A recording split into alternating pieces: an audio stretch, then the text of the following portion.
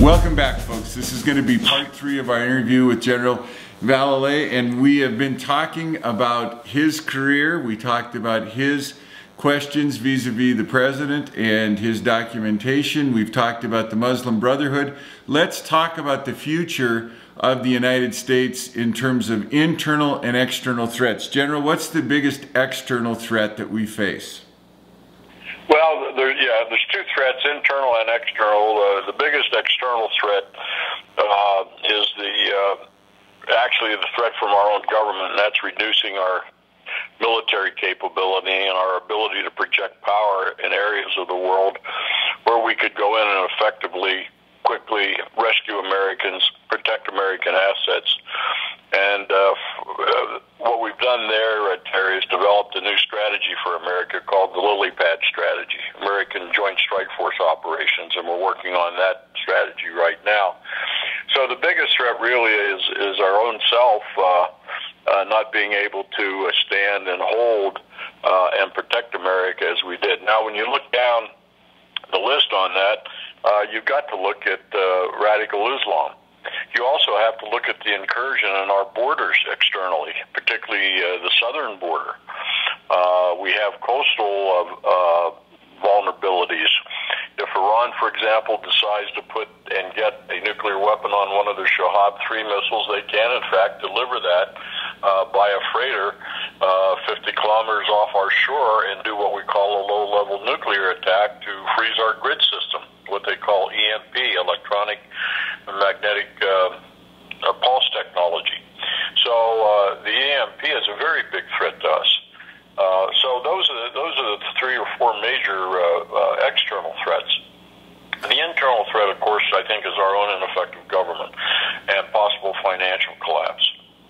When you look at the debt reaching its 16 trillion and counting, but if you go to Professor Kotlikoff at Boston University, he says our real liabilities are in excess of $222 trillion. And when I look at, as a business guy, when I look at the balance sheet between unfunded liability in Medicare, unfunded liability in Social Security, unfunded liability in veterans benefits, when I look across the board, there's so many trillions of dollars that we've made promises that we have no way to keep. And this most recent sequester where they're going to, quote unquote, cut $600 billion out of the military and then another $600 billion out of civilian spending, that if we cut $60 billion a year for the next decade out of military spending, that effectively cripples the U.S. military, doesn't it? Oh yeah, it's been crippled. And one of my big frustrations, Terry, is the lack of the generals and admirals standing up to be counted. They're not doing it. They're falling in line with Obama. General Dempsey, who to me is an absolute disgrace on being the general that's head of the Joint Chiefs of Staff. But let me go back to another thread here. I was interviewed by Newsmax regarding the appointment of Kerry and Hagel. And I can tell you the animosity of patriots and veterans against Kerry, basically when that book was written, Unfit for Command, that was about Kerry. And why we think, especially Congress and the Senate, to go ahead and approve, well, we like John Kerry. But I'll tell you, this guy is totally inept. Chuck Nagel, to me, is clueless.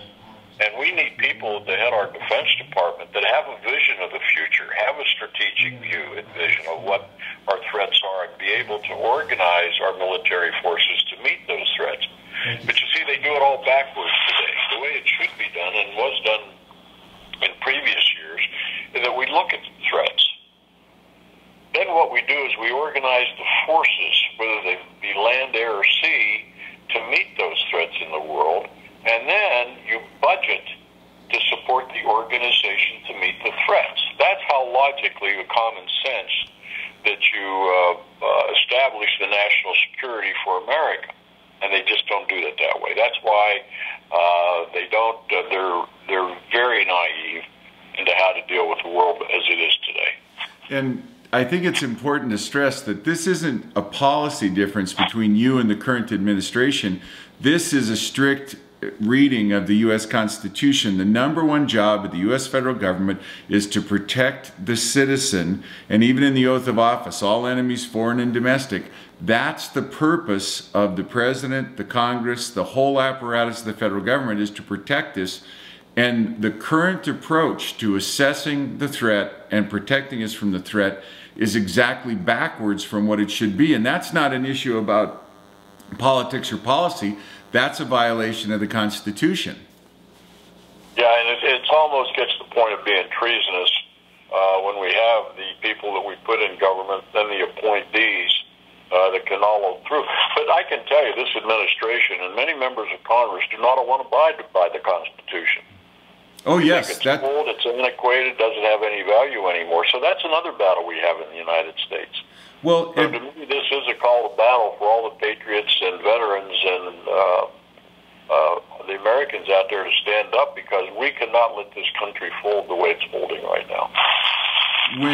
When John Kerry returned from Vietnam and said that he had witnessed atrocities and said that U.S. servicemen had committed atrocities, and when he went through that whole set of Hollywood scripted Hanoi Jane type statements, it amazes me when the SEALs came out against Kerry and the Swift Boat folks came out against Kerry and went chapter and verse about how the guy was a glory hog and faked the medals and everything else. As someone who served in Vietnam, when you see Kerry try to act like he is a hawk after what he did upon returning from his service in Vietnam, how do you react to that? What's from just a gut level, as someone who was there and gave honorable service, how do you react to someone like John Kerry? Oh, very negatively. I mean, the guy is a loser. He, he has shown his colors in the past, and that's why he gets upset with your senator down there, John McCain. That's his big buddy and supports him. I mean, it's just unbelievable, these people in the Senate that fall in line and just try to be buddy-buddy when we're looking at the battle for America. Yeah, it stuns me beyond words. What I have no way to explain the behavior of Senator McCain. I have no way in the world to explain that. And even down to, he's made statements about, oh, well, you can't get upset with Jane Fonda. I got to tell you, I'm not that big a person. If I was in the Hanoi Hilton and they were breaking my shoulders and killing my friends, and Jane was out on one of the anti-aircraft guns kissing those guys, I would carry a grudge. I'm just not a good enough Christian to forgive that. Well, that's exactly right. But again, the halls of Congress and the Senate, we've got some very good young people coming up through the ranks.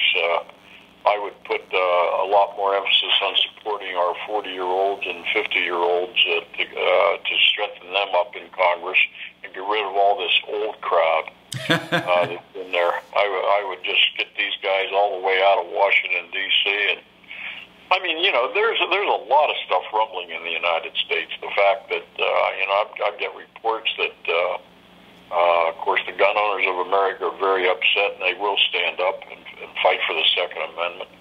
But things like the 5 million person march on Washington in April to surround the White House and Congress and basically have arrest warrants there. I mean, there's so many things that are being generated that some say, well, we have to put the Constitution aside for 6 months and basically put in a leadership group that can restore America with new elections. Well, they know the impeachment process won't work because, just like with Clinton, the Senate won't support impeaching Obama. These are things that are occurring, and something's going to happen in America. I'm not sure what it is, but these people in Washington are really upsetting the grassroots, and I would think the majority of Americans. I think, I don't know what the percentage is, but we still have a lot of clueless Americans out there that just don't have an idea what's going on. They just live their lives, and we look at Phil Mickelson being criticized for stating over the weekend that he has to move from California because his tax rate's 65%. Well, then they put the pressure on old Phil, who's an Arizona guy, and he apologized. Nah, you can't. I never thought I'd live to see the day that the tax rate in Russia was lower than the tax rate in the United States. General, we got to call it a day. Thank you so much for visiting with us today. Folks, you got to go to Stand Up America, go to his website, find out what's going on, become informed, and if you get a chance, send an email his way and thank him for his service. He's a great American. General, thank you so much for being on with us today. Okay, thank you. You bet.